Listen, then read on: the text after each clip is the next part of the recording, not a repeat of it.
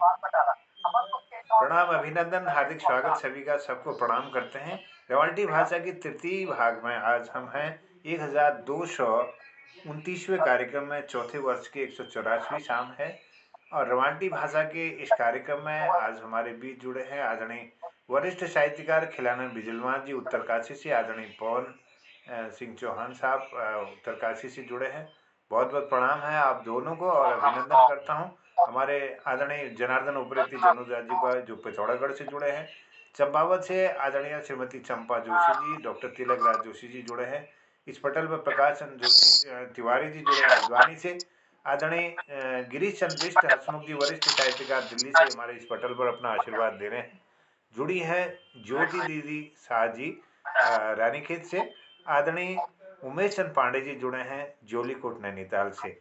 अभिनंदन, सबको प्रणाम करते हुए मैं रवांटी भाषा के इस तृतीय भाग में निवेदन के साथ आमंत्रित करता हूँ वरिष्ठ साहित्यकार हमारे मार्गदर्शक आदरणीय खिलानंद बिजलवान जी को कि हमारी रवाल्टी भाषा में कुछ वो अपनी रचनाओं को हम तक पहुंचाकर कृतार्थ करेंगे। धन्यवाद है, आपको प्रणाम करता हूँ, स्वागत, अभिनंदन। पटल पर सभी उपस्थित महानुभावों को मेरा प्रणाम। और मैं आज आपने जो है मुझे उस रवायती भाषा की कुछ सुनाने के लिए चयन किया है। मैं सुना तो दूंगा, लेकिन पहले शुरुआत में हिंदी से ही करूंगा। ये रवायती सभ्यता और संस्कृति का रहस्य छुपा है छोरों में। ये छोरे जिन्हें कहते हैं ना, इसकी मैं थोड़ा हिंदी में कब करूंगा। छोरे सार गर्वित एवं यथार्थ है।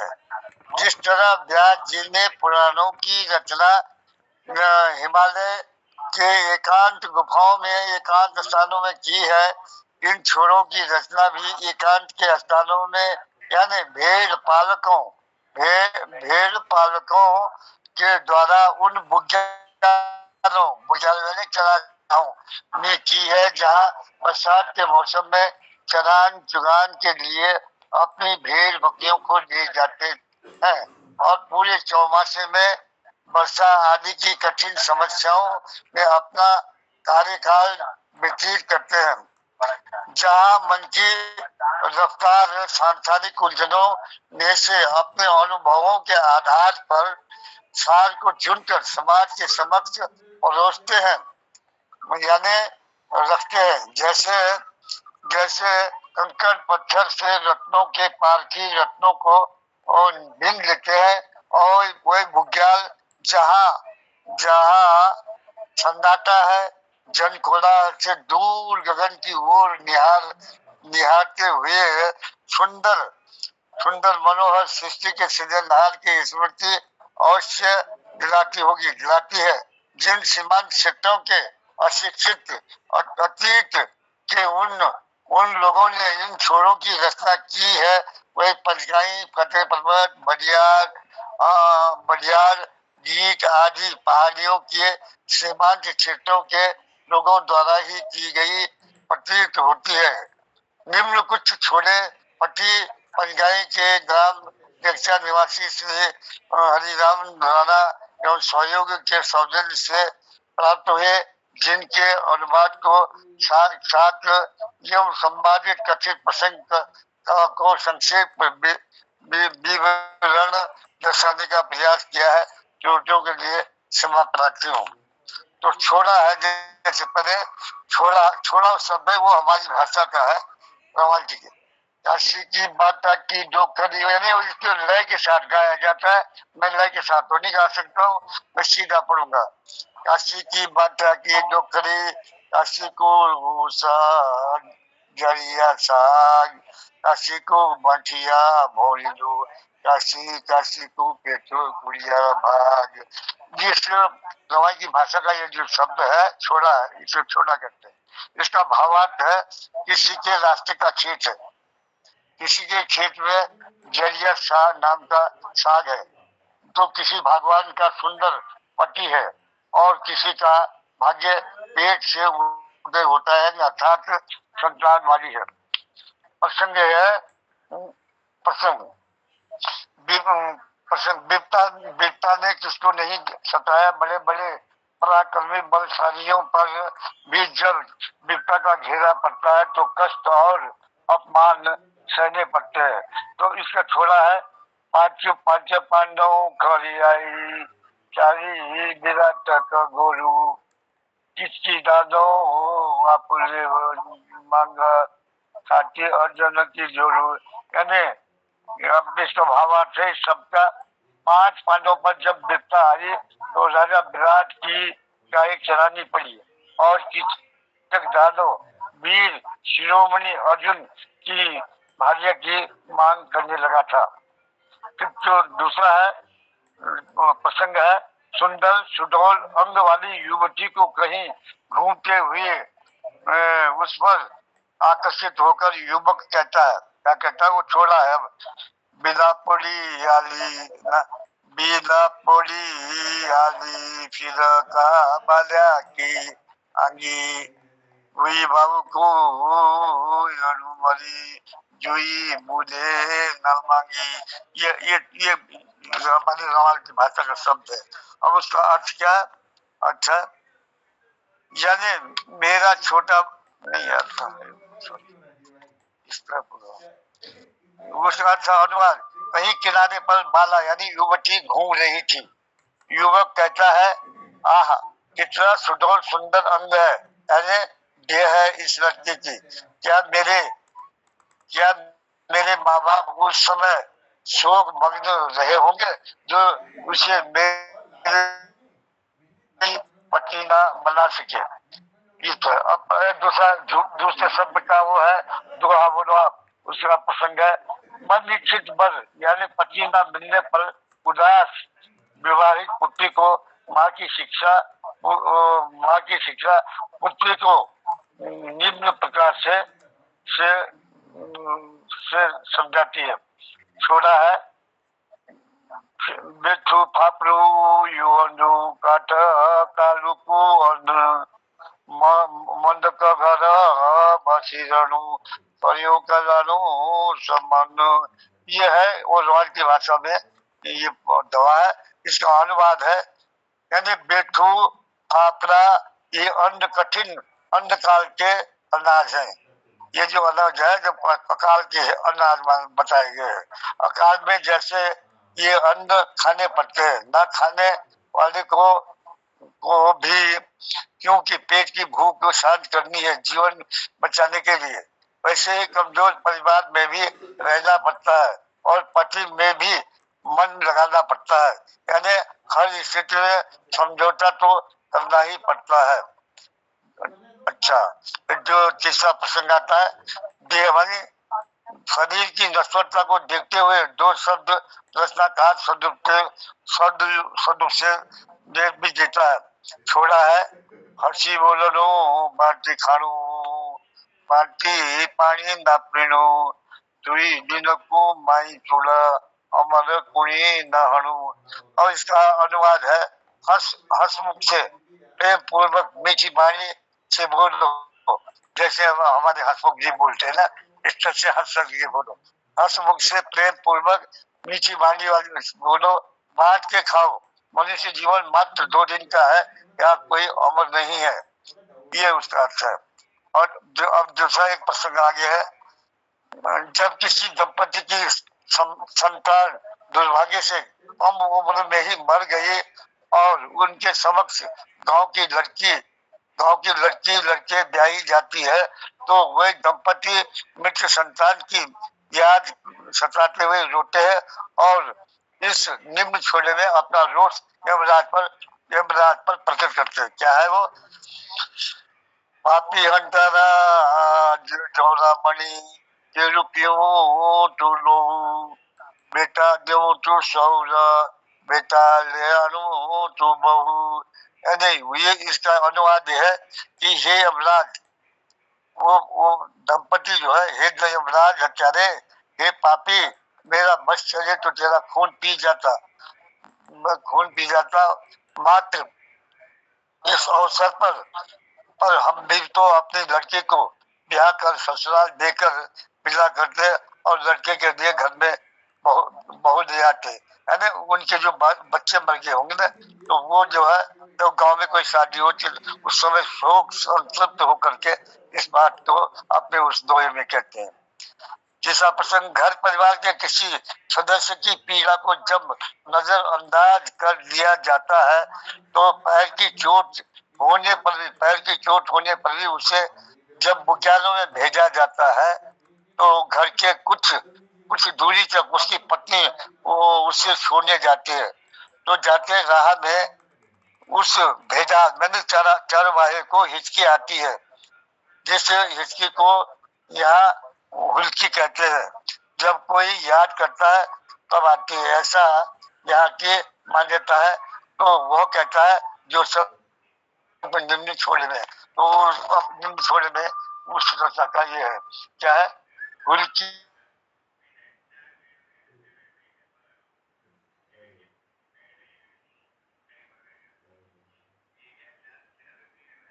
जो है वो भेड़ों के साथ चरागाह को भेज दिया।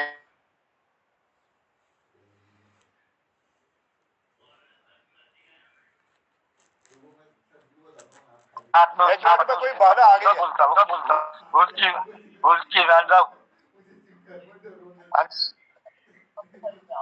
क्या कहा सर? हेलो हेलो, नेटवर्क में कुछ बाधा आ रही है।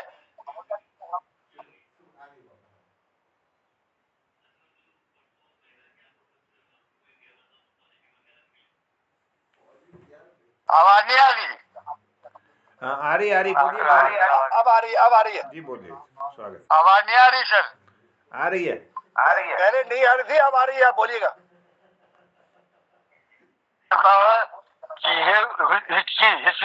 बेचारी हिस्ट्री किसने मुझे याद किया, या तो ये जो लगाई होगी, या मेरे भाई माँ बाप ने, मेरे माँ बाप को इस दशा पर दया आई होगी, और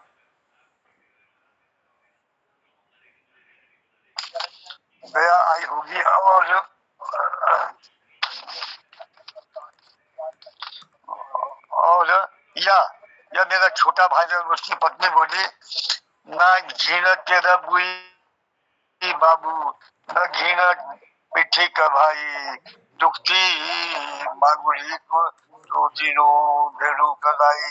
तो उसकी पत्नी बोलती है कि अरे नहीं, तुझे जो हिस्ट्री लग रही है वो न तेरा बाप तेरे को याद कर रहा है, न तेरा भाई, क्योंकि तेरे पैर में चोट है और ऐसी स्थिति में भी तेरे को भेड़ों के साथ भेज रहे हैं। तो ये नहीं दुखती मांगुरी तो तीनों भेड़ को लाए, ये ऐसा कुछ नहीं है। अनुवाद है, न मेरे, वो बोलता न तेरे माँ बाप को दया है, और न ही तेरे छोटे भाई को, जिन्होंने तुझे इस हालत में यानी दुखते पाँव के होते हुए तुझे बुग्याल को भेजा। अपनत्व और दया का अभाव, यानी जिंदगी यानी निर्दयी परिवार में दुखदायी जीवन बोझिल हो जाता है। और एक प्रसंग दूसरा है, बहन को भाई उदास लेकर पूछता है, बहन उदास है तो भाई पूछता है, का बाले तू उमली धुमली, का बाले तेरा घर क्यों झोल, जो तेरा मन को कुरेद तू मुँह माँ बोल। यानी इस दोहे में बोलता है, की भाषा करता है। उसका अनुवाद में हिंदी में आपको बताओ, तूने मुंह भी न धोया, अपने बहन से बोल रहा हूँ, तूने मुंह भी न धोया और न नहाई, न अपने मन के बोझ का कारण मुझे बताया। बहन अपने कारण मुझे बता।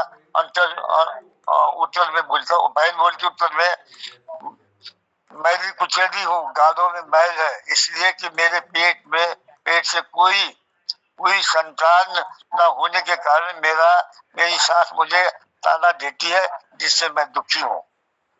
तब बोलता फिर प्रसंग आता है, मन की चंचलता बड़ी तीव्र होती है, सुंदरियों पर आकर्षित होता है, और स्वयं को मन को संतोष देता है। कहता है, ये इस दोहे में क्या कहता हूँ, छोड़ा जटी हंडी भली मठिया, तटी नहीं घर, जटी हंड खाल गडार, कठिन लाइन दतर।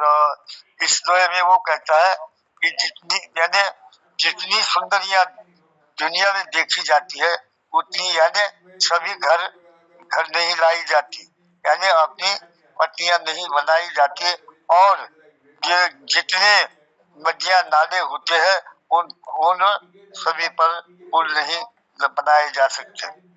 उसकी वजह फिर एक प्रसंग है बुग्यालों कांठों से लौटते हुए चरवाहे की भेजा प्रेमिका उससे उससे वार्ता के उद्देश्य से बैठने का आग्रह कर कहती है।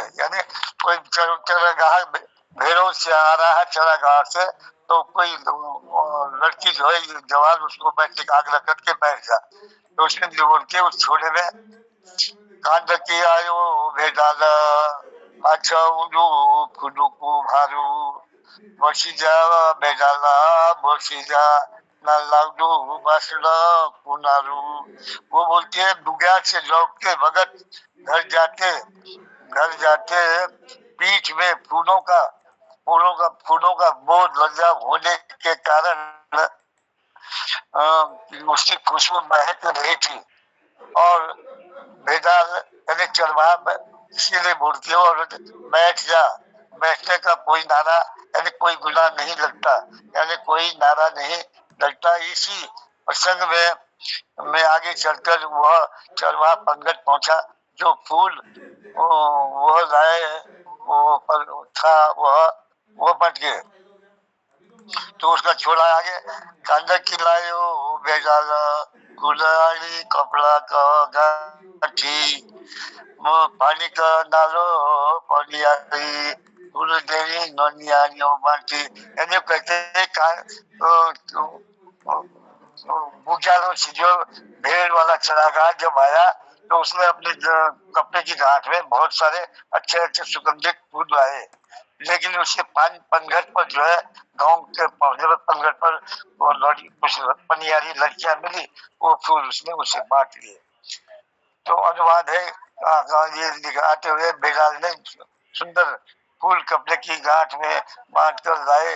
रास्ते में पनघट में लड़कियां मिल गई, फूल लड़कियों को बट गए। तो प्रसंग है तलाक। एक दूसरा प्रसंग आता है तलाक शुदा के पत्नी ने पुनर्विवाह किया गांव में।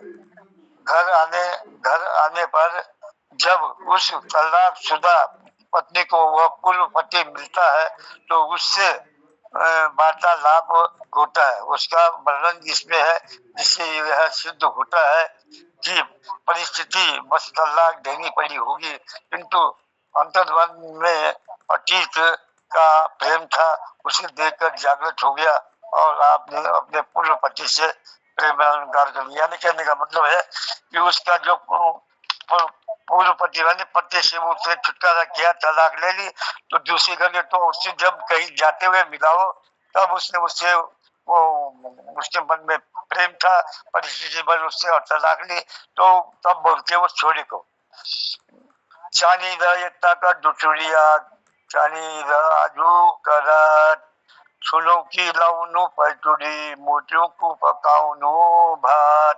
वो बोलते हैं उस अपने पूर्व पति के लिए कि आज के दिन यही रह, ठहर जा, आज की रात्रि यही रहकर मैं तेरे लिए सोने की दाल और मोतियों का भात बनाऊंगी।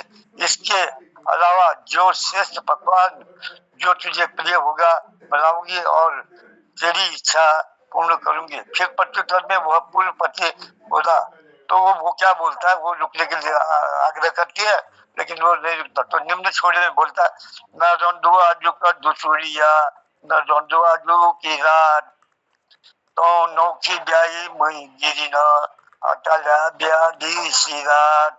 तो वो बोलता है कि मैं ना तो आज के दिन आज के नहीं रुक सकता, दुख के त्याग कर मैं रुक नहीं सकता और न आज की रात काट सकता हूँ।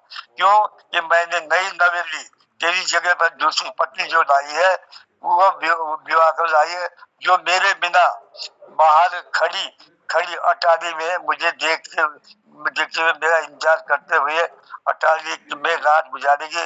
प्रत्युत्तर में फिर बोली वो उसका उत्तर देती है उसकी पूर्व पत्नी। नले ताई मामले की नले राजा की रानी खस्या के लिए ताई कस्तूरी काम हुई थी अच्छी होली। तो वो बोलती है कि अरे भाई न तो तेने किसी ब्राह्मण की लाई न किसी राजा की रानी लाई। अरे मेरे से खस्या की जो तेने जो लाई है वो मेरी शिक्षा मुझसे ज्यादा सुंदर होगी। तब बोलता हो कि ये मैंने न ब्राह्मण की लड़की लाई न राजा की रानी लाई, किसी राजपूत की लाई अपनी सजाती है तो भी तेरे से वो पानी भराती है, तुझे जो तेरे से ऊंची है तो उसके मुकाबले में। इस तरह का विवाद हुआ जो ये कुछ अपनी रवायती भाषा के है और हिंदी में मैं उसका अनुवाद भी आपको पढ़ा है। जैसा भी लगा हो आपको प्रस्तुति देता हूँ। धन्यवाद। धन्यवाद आदरणीय खिलानंद जी, बहुत आभार। बहुत सुंदर प्रस्तुति के लिए आप सब को हमने आपकी सब कविताओं को सुना, बहुत अच्छा लगा। और इसी क्रम को आगे बढ़ाता हूँ। आदरणीय पवन सिंह जी को मैं आमंत्रित करता हूँ पटल पर। रवाल्टी भाषा के लिए आप अपना प्रस्तुतिकरण करेंगे। बहुत अभिनंदन है, स्वागत है आपको, प्रणाम।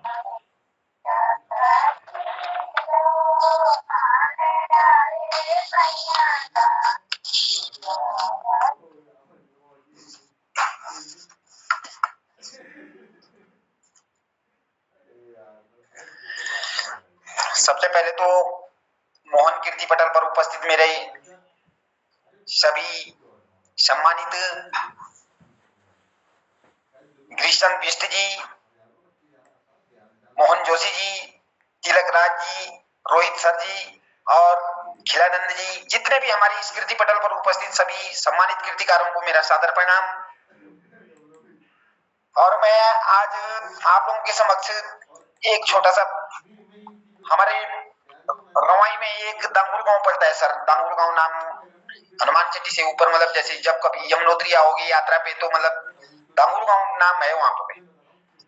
ये गांव का नाम दांगुर गांव है। तो दांगुर गांव में मतलब वो वहां पे किसी महापुरुष की वो 7 लड़कियां होगी, वो बेचारी वहां पे मतलब चौलाई की निराई गुड़ाई करने चले गई। कुछ कारण बस उनका अंत आया होगा और अधिक बारिश होने के कारण से मतलब वो थोड़ा पत्थर की आड़ में कहीं मतलब बारिश से छूटने लग गई और हो सके आकाशीय बिजली गिरी होगी चाहे, और वो 7 की 7 लड़कियां वहीं पे मतलब दब गई और ध्वस्त हो गई। अब उन पे एक छोटा सा गाना है, एक रवाल्टी। उसके बाद उन लड़कियों ने मतलब मरने के बाद अवतार लिया होगा, वो ऊपर मतलब मातृका देवी में विलीन हो गई और उसके बाद अब वो झूलती है इधर हमारी रवाई में। तो उन पे एक छोटा सा गाना मैं आप लोगों के समक्ष पेश करूंगा। चली तके नीले दांगुरे गोना दिशा दांगुरों चलत बहनों लेते चलत बहनों ले मारी शाय गोय डैना दिशा दांगुरों दिशा दांगुरी सात होंदी बड़ी दिशा दांगुरों 7 बहनों को एक होंदू भाई दिशा दांगुरों चलो बहनों ले मारी शाय गोय डैना दिशा दांगुरों चलत बहनों ले मारी शाय गोय डैना दिशा दांगुरों चलो बहनों ले बाड़ाट कथोलाय दिशा दांगुरों नहीं तलों ले गंगा भागीरथी दिशा दांगुरों। बड़ा तो थोड़ा बोलते हैं सर वहां के लिए। आजकल हमारा माघ मेला चल रहा है उत्तरकाशी के लिए, वहां पे पहाड़ा नाम से जाना जाता है। जो माघ मेला बनता है वो पहाड़ा को थौल बोलते हैं।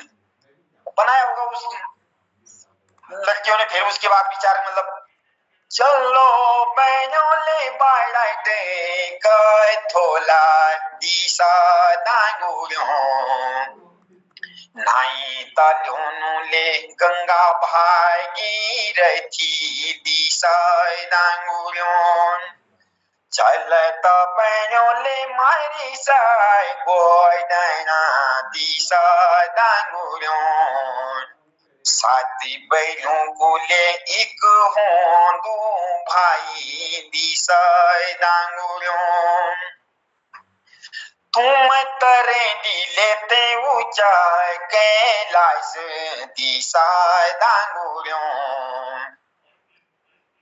तुम होंदी ले इंदिराय की पर्या दिशाय दांगुरियों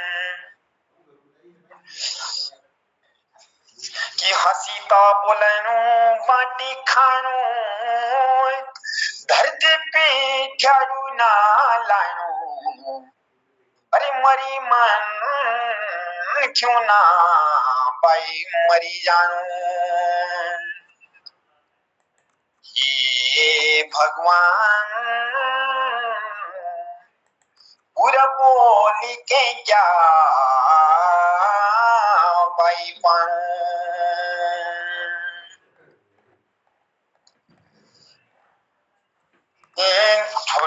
सिमरू के ओंडुले चिरपेरू लगलू धुआं कांदा पे दुनू माली मई भोरिला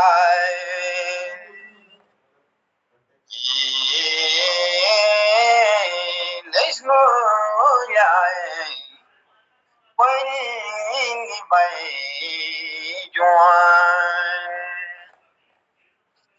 ये अभी हमारे खिलानंद जी ने भी गाया था और बताया है सर उसके बारे में जैसे कि हंसी बोलो बाटी खाऊं इंसान को जब ये इस दुनिया में आ रखा है तो हंस के बोलना चाहिए और कोई भी चीज है तो उसको बांट के खाने में कोई ये नहीं है मतलब इसलिए जो भी चीज है वो हंस के रहना चाहिए और बांट के खाना चाहिए और धरती पे ठाड़ू न लाना अगर मनुष्य यहाँ से इस दुनिया को छोड़ के चले जाएगा इस धरती को पीठ पे तो कोई यहाँ से नहीं जाएगा नहीं इसने यहीं पे छूट जाना है इसलिए धरती पे ठाड़ू न लाना मरी मन की मरी जानू पूरा बोल के इसलिए तो जब सबको पता है कि मनुष्य इस दुनिया को छोड़ के एक दिन चला जाएगा इसलिए पूरा भी नहीं किसी को पूरा नहीं बोलना चाहिए पूरे बोलने से क्या मिल जाएगा इंसान को ये लाइन जो ये दर्शाता है सर इसका मतलब भावार्थ वाह बहुत सुंदर आपने लोक जीवन को इस अपने साहित्य के माध्यम से हम सब तक पहुंचाया बहुत धन्यवाद रवाल्टी भाषा के इस कार्यक्रम में आज 2 रचनाकारों को हमने सुना और इस पटल पर जुड़े हुए आदरणीय समस्त कृतिकारों को मैं प्रणाम करता हूं और इस संदर्भित अपने अपने कुछ विचार अगर देना चाहेंगे तो उनका अभिनंदन है क्योंकि समय हो चुका है तो आशीर्वादन के लिए मैं आमंत्रित करता हूं उपस्थित कृतिकारों को वो संक्षिप्त में अपनी टिप्पणी जरूर देंगे स्वागत है प्रणाम है हाँ बड़ा अच्छा लगा आज ऐसा लग रहा था कि ये आज रवाल्टी भाषा का कार्यक्रम किस प्रकार से होगा लेकिन 2 कलाकारों ने अपनी उपस्थिति से इसको पूरा समय लेकर पूरे समय में अपनी बातें कही और बड़ा अच्छा लगा खिलानंद बिजवाण जी ने रवाल्टी में छोरों के विशेष महत्व पर प्रकाश डाला और उन्होंने कहा कि इनकी रचना एकदम एकांत में भेड़ पालकों ने समाज से दूर बुग्यालों में अपनी आंतरिक अनुभूतियों को व्यक्त करने के लिए किया और उन्होंने यह भी बताया अपनी कविता में कि श्री खिलानंद जी ने कई छोटे छोटे छोरे सुनाए और उनके भावार्थ भी बतलाए तो इससे मुझे जहां तक मेरी अपनी जानकारी में ऐसा लगा मुझे जैसे कि रवाल्टी भाषा ही नहीं इन छोरों में रवाल्टी सभ्यता और संस्कृति भी परिलक्षित होती है ये छोरे वास्तव में अत्यंत माधुर्यपूर्ण, ज्ञानवर्धक, मनमोहक, उत्साहवर्धक और किंवदंतियों से परिपूर्ण थे। सामाजिक विडंबनाओं पर भी छोरों में खूब अभिव्यक्तियां हुई हैं। पति पत्नी, प्रेमी प्रेमिका, भाई बहन, सभी संबंधों की माधुर्यपूर्ण अभिव्यक्तियां इन छोरों में होती हैं। तो ये मुझे लगा। और पवन जी ने प्राकृतिक प्रकोप के कारण 7 बेटियों का, 7 बहनों के मारे जाने पर उनकी आत्मा के बिलख बिलख कर अपनी करुण कहानी को सुनाते हुए सुनाया। तो उसे पवन जी ने अपने मधुर कंठ से आवाज देकर उसको मार्मिक चित्रण किया। बहुत अच्छा लगा, बहुत आनंद आया। इसी प्रकार मैं सोचता हूँ कि आप लोग उपस्थित रहें और कुछ न कुछ लाकर इस रवाल्टी भाषा को परिपूर्ण करें, जिससे कि इसका जो क्रम बनाया है हमारे जोशी जी ने वह पूरा होता रहे तो अधिक अच्छा रहेगा। क्योंकि हमारा उनका उद्देश्य और हमारा उद्देश्य परिपूर्ण होगा कि सभी भाषा को समान अवसर मिले और उनसे हम कुछ सीखें। धन्यवाद बहुत बहुत। सर तिलकराज जी ने जो व्याख्या की है वो बहुत बढ़िया ढंग से की है, क्योंकि विद्वान व्यक्ति है। और ये जो गाया जाता है इसी तरह से गाया जाता है जैसे युवक ने गाया ना, ये पवन जो है। अब मैं तो गा नहीं सकता, उस उत्तर लय में गाए जाते हैं वो दोहे, बड़े अच्छे हैं, उनमें बहुत बड़े सार गर्भित होते हैं वो। तो गाने के अब मेरा प्रस्तुतिकरण ठीक नहीं है ना, उसने जो गाया उसी आपकी प्रस्तुति बढ़िया रही, आपकी प्रस्तुति बहुत प्रभावकारी रही, ऐसी बात नहीं, बहुत आनंद आ गया, बहुत ही बढ़िया लगा। मैं तो बहुत चलिए ठीक, धन्यवाद। तो कहते हैं बिजलवान जी के पास भी एक अगर आप रवाल्टी रचना को सुनाने के लिए एक छोटी मोटी तो वो भी सुना सकते हैं, और बाकी अन्य प्रोग्राम चलाइए तो वो चलाइए। जी धन्यवाद। हम कल के भाग में, चौथे भाग में जरूर आपसे निवेदन करेंगे कि आदरणीय खिलाना बिजलवान जी, आदरणीय पवन जी, कल के कार्यक्रम में जरूर हम आपकी रवाल्टी भाषा को सुनेंगे। और रवाल्टी भाषा में आप गद्य में भी कोई रचनाओं को सुना सकते हैं। गद्य पद्य दोनों में हम रवाल्टी भाषा को सुनना चाहेंगे। बहुत ही माधुर्यपूर्ण यह प्रस्तुति आप सब का मन मोह लेती है। तो धन्यवाद करता हूँ। आदरणीय जनुदा शायद कुछ कहना चाह रहे हैं, तो संक्षिप्त में अपनी टिप्पणी देने के लिए सभी को आमंत्रित करता हूँ। हाँ मोहना, धन्यवाद। मैं ज्यादा कुछ नहीं कहना चाह रहा था। बड़े ही सार गर्भित ढंग से हमारे खिलानंद जी ने अपने दोहे भी रखे, बात भी रखी, और इनकी कविताओं में, इनके कहने के ढंग में भी एक अलग अंदाज है, और बड़े ही सार गर्भित ढंग से अपनी कविताओं को रखते हैं, अपने गीतों को रखते हैं। अब वो कहते हैं कि भले मेरी आवाज वो नहीं है, लेकिन उनका जो सार है ना वो बहुत ही सुंदर रहता है, बहुत सुंदर ढंग से वो अपनी बात को रखते हैं। तो हम आभार प्रकट करते हैं, धन्यवाद देते हैं। और आपने तो आज बहुत कुछ ज्ञान हमको देने का भी प्रयास किया, उसके लिए आभार प्रकट करते हैं। और पवन सिंह जी ने भी अपनी मधुर वाणी में सुंदर रचना रखी, तो आप दोनों का आभार है। और ये रवाल्टी भाषा का जो साप्ताहिक कार्यक्रम है ये चलता रहे, यही उम्मीद हम करेंगे। आज किसी कारण बस हो सकता है कि और लोग जुड़ नहीं पाए, लेकिन आप दोनों की उपस्थिति ने हमें भी जो है बहुत सारा ज्ञान दिया, इसके लिए बहुत बहुत आभार है आप दोनों का। धन्यवाद देते हैं आपको। धन्यवाद जनुदा। और मैं हसमुख जी को आमंत्रित करता हूँ चुटकुले के लिए, और अपनी बात भी रखेंगे। स्वागत है। धन्यवाद मोहन जी, बहुत बहुत धन्यवाद। हमारे तिलकदास जी ने बहुत सुंदर समीक्षा की, हमें कुछ कहने की आवश्यकता ही नहीं है, इससे ज्यादा बढ़िया समीक्षा क्या हो सकती है। और सेकेंडली खिलान राजू, आपका तो प्रकट होना ही हमारे लिए बहुत बड़ी चीज है। इतने शानदार तरीके से आप बोलते हैं, आप रॉयल्टा के कबीर हैं और हमारे गोपाल दास कुमाऊं के कबीर हैं। जो रचनाएं आपकी हैं बड़ी आकर्षक है और प्रेरणादायक है। मैं आपका आभार व्यक्त करता हूँ। साथ आपको चुटकुला सुनाता हूँ, हमारे तिलकदास जी को जोर से धागा मार के हंसेंगे, दीदी भी हंसेगी। एक बार क्या हुआ, गिरदा आपने दिल्ली में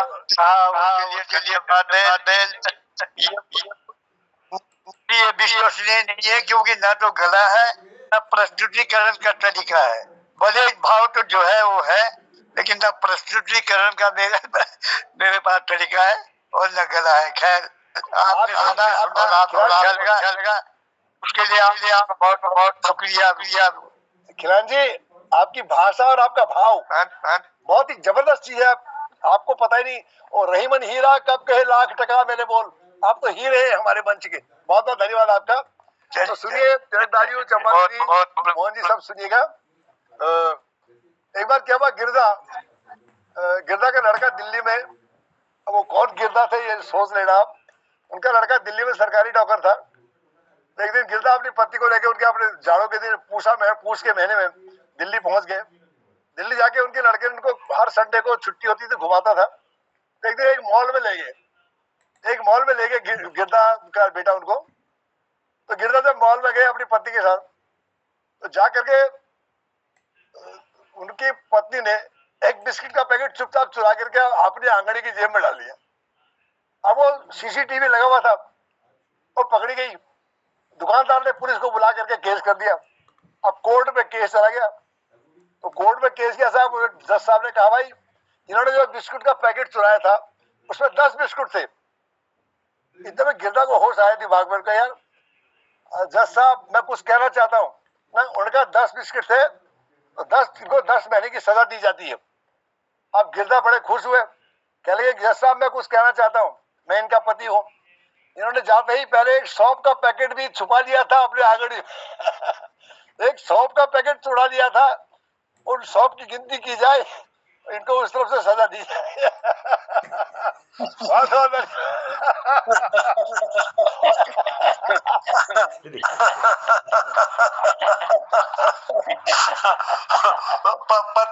पत्नी से अलग होना चाहता था वो। चलिए धन्यवाद।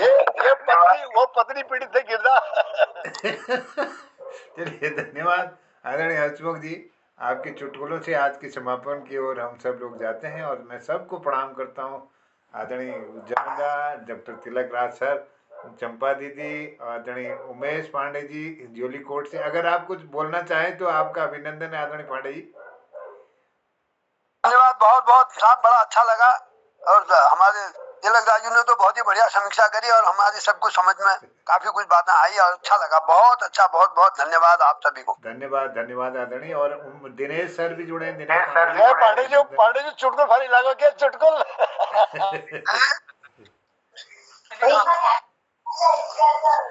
मैं बोलूं सर कुछ अंत में एक लाइन? हाँ जी पवन जी बोलिए, स्वागत है आपके लिए सर जी और कृष्ण बिष्ट जी के लिए सर, स्वागत। लाख लाइन गाऊंगा सर आपके लिए।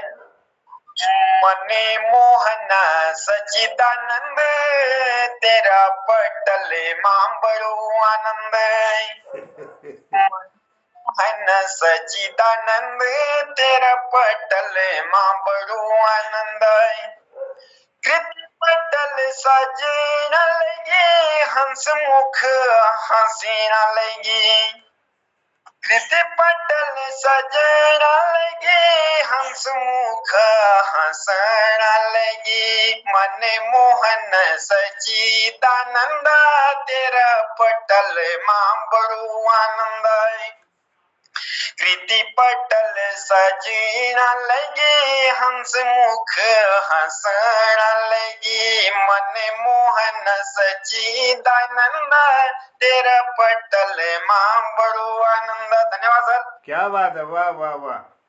आपने तो अरे गिरीश दा 4 चांद लगा दिए आज के कार्यक्रम में। बहुत आभार।